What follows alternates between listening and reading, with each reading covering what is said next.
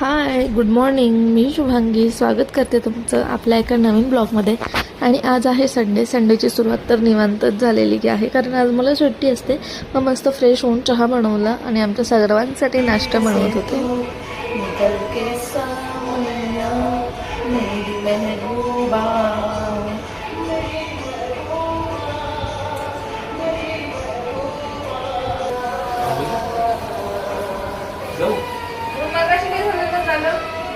हे फेकून देणं आता हे काय खायला ठेवलं मग याचं अनपेक्षित व्हिडिओमध्ये आले की असे काहीतरी रिॲक्शन भेटतात आपल्याला.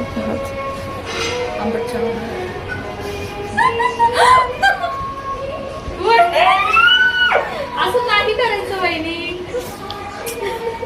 मग आम्ही तिघांनी मिळून छान असा नाश्ता केला. पोहेच बनवलेले आज नाश्त्यासाठी, कारण आम्हाला पोहे खूप जास्त आवडतात आणि माझ्या हातचे पोहे या दोघांनाही आवडतात. आणि आज होता आमच्याकडे चिकनचा बेत. तर चिकन मी बनवलंच आहे, पण त्यासाठी मी छान कविताही बनवली, तीही ऐका. चिकन आले धबधब्याखाली, आनंद झाला भारी. हळद मीठ आणि दही लागले त्याला वारी वारी. हळद मीठ आणि दही लागले त्याला वारी वारी.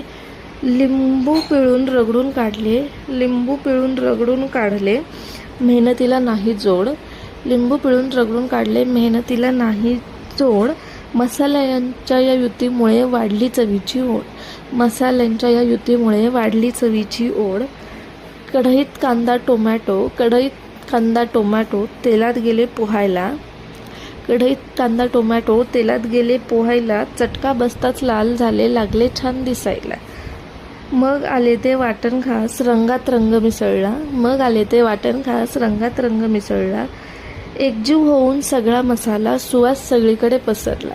एकजीव होऊन सगळा मसाला सुवास सगळीकडे पसरला.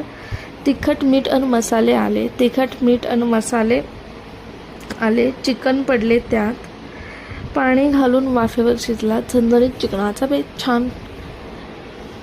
अशी यायची तर कविता मी केलेली आहे. कशी वाटली नक्की सांगा. आणि छान असं आज आमचं जेवण झालं. बाकीचं तर काही मी शूट केलं नाही आहे, पण असं छान असा माझा आज दिवस संपलेला.